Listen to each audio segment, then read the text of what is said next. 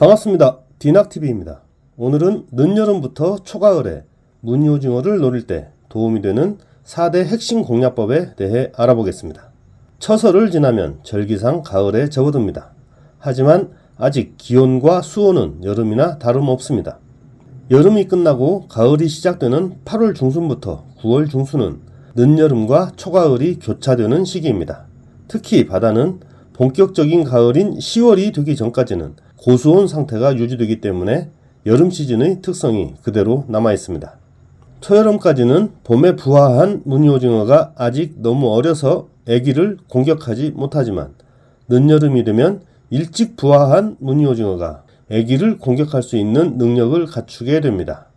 늦여름은 아직 수온이 높아서 무늬오징어의 활성도가 높지 않을 것 같다고 생각하기 쉽지만 무늬오징어는 적도 부근에도 서식할 정도로 고수온을 좋아하는 어종이라 활성도가 매우 높습니다. 따라서 애기를 공격할 수 있을 정도로만 성장하면 고수온과는 상관없이 충분히 마리수 조가를 노릴 수 있습니다. 지금부터 늦여름부터 초가을에 애깅으로 무늬오징어를 노리는 방법에 대해 알아보겠습니다. 늦여름, 초가을 무늬오징어 애깅은 전체적으로 가을 패턴과 유사하지만 9월 말 이후인 한가을과는 충분히 구분되는 특징 4가지가 있습니다. 수온 높을수록 조류소통 좋은 곳 노려야. 이 그림부터 보겠습니다. 이 그림에서 늦여름과 초가을에 무늬오징어를 만날 확률이 가장 높은 포인트는 어디일까요? 지형과 조류 속도에 따라 차이는 있겠지만 대체로 A, C, B 순이라고 보면 됩니다. A 포인트가 가장 좋은 포인트인 이유는 조류 소통이 좋은 1번 지점을 공략하기에 가장 유리하기 때문입니다. 계절을 가리지 않고 조류 소통이 좋은 곳은 무늬오징어가 좋아하는 장소입니다. 특히 늦여름부터 초가을까지 이어지는 고수온기에는 대체로 조류 소통이 좋은 곳에 베이트 피쉬가 더 많습니다. 수온이 떨어지기 시작하는 가을에는 조류가 완만한 2번 지점이 더 좋은 공략 지점이 되지만 아직 수온이 높게 유지되는 늦여름과 초가을에는 조류 소통이 좋은 1번 지점을 공략하는 게 더 입질받을 확률이 높습니다.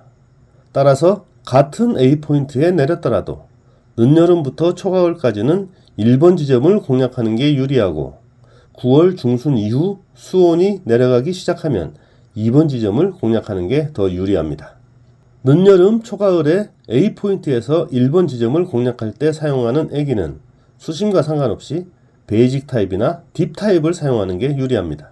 조류 소통이 원활한 곳에서 침강 속도가 느린 쉘로우 타입 애기를 사용하면 하강 속도가 너무 느려서 효율적인 낚시를 할 수 없습니다. 만이나 큰 홈통 안쪽에 있는 B 포인트는 9월 중순 이후부터 10월 말까지 훌륭한 포인트라고 할 수 있습니다. 하지만 조류가 느리기 때문에 늦여름과 초가을에는 포인트로서 가치가 떨어진다고 볼 수 있습니다.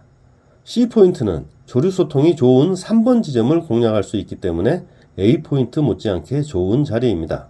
만약 만 안쪽을 돌아나가는 지류대와 만 바깥쪽을 흐르는 조류가 만나서 3번 지점에 조경지대가 형성된다면 오히려 A포인트보다 좋은 조가도 기대할 수 있습니다.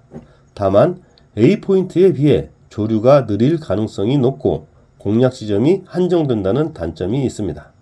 늦여름에서 초가을에 갯바위에서 무늬오징어를 노릴 때는 조류 소통이 좋은 곳을 노리는 게 유리하다는 점을 참고해 낚시 자리를 정하시면 훨씬 확률 높은 낚시를 할 수 있습니다. 다만 조류가 너무 빠른 본류대는 애깅으로 공략하는 것 자체가 어렵기 때문에 이 그림에서 표현한 조류는 일반적으로 감성돔 낚시에 적당한 정도의 조류라는 점은 참고하시기 바랍니다. 수중녀 그림자는 무늬오징어 매복 장소.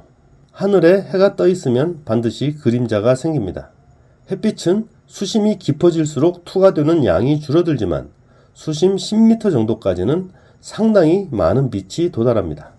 무늬오징어 애깅 포인트는 선상 팁런 같은 경우를 제외하면 수심 10m를 넘어가는 경우가 거의 없습니다. 따라서 낮에 무늬오징어를 노릴 때 그 포인트에 있는 수중녀에는 그림자가 생기게 됩니다. 수중녀의 그림자는 무늬오징어가 숨어있기에 좋은 은신처가 됩니다. 그림자 속에 숨어있다가 수중녀 주변에 접근하는 베이트피쉬를 공격하는 것입니다. 따라서 날이 맑은 날 무늬오징어를 노릴 때는 햇빛으로 인해 그림자가 생기는 곳을 공략하면 입질받을 확률이 높아집니다.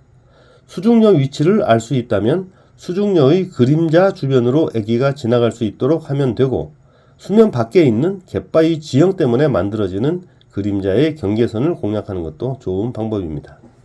무늬오징어가 수심 얕은 곳을 선호하는 이유.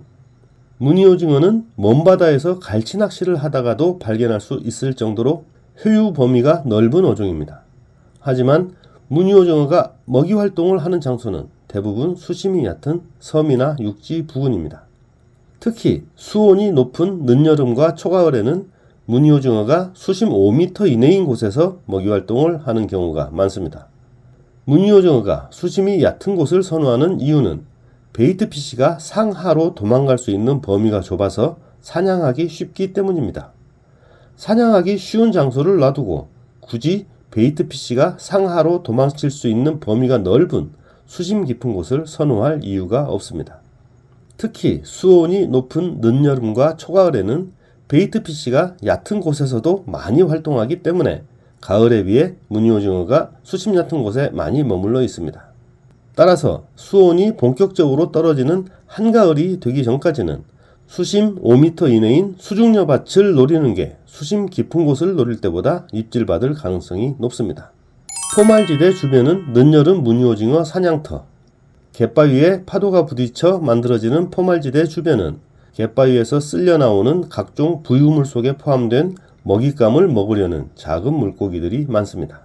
이런 작은 물고기를 먹으려는 정갱이나 용치놀래기 같은 무늬오징어의 베이트피쉬 역시 많습니다. 그리고 베이트피쉬를 노리는 무늬오징어도 많습니다. 다만 무늬오징어는 정갱이나 용치놀래기보다 유형 능력이 떨어지기 때문에 포말로 인해 만들어지는 거친 물살의 영향을 받지 않는 바닥층 부근에 머물면서 먹이 활동을 합니다. 따라서 포말지대 주변 바닥층은 의외로 입질 확률이 높은 공략 지점이 됩니다. 그런데 포말지대 주변은 수온이 내려가는 가을보다는 고수온이 유지되는 늦여름과 초가을에 더 조항이 좋은 무늬오징어 포인트입니다. 앞에서도 얘기했듯 고수온기에는 무늬오징어의 먹이가 되는 베이트피쉬들이 한가을보다 얕은 곳으로 잘 들어오고 포말은 수심이 얕은 갯바위 주변에 주로 생기기 때문입니다. 포말지대 무늬오징어를 노릴 때는 포말지대 너머 먼 곳에 애기를 던져 바닥층까지 가라앉힌 후 강한 저킹으로 바닥에 있는 무늬오징어를 자극하면서 점차 가까운 곳으로 애기를 이동시키는 방식으로 공략하면 됩니다. 이때 애기가 포말지대 가장자리를 따라 이동해야 성공 확률이 높아집니다.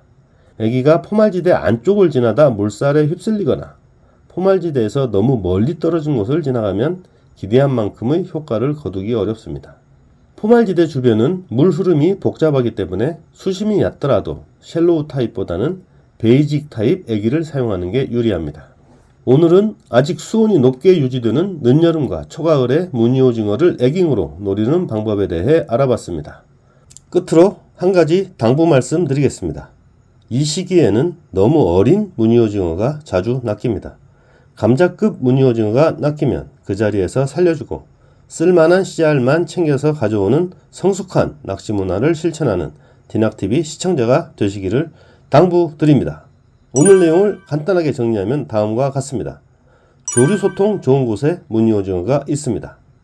수중녀의 그림자에 무늬오징어가 숨어 있습니다. 수심 얕은 여밭에 무늬오징어가 더 많습니다.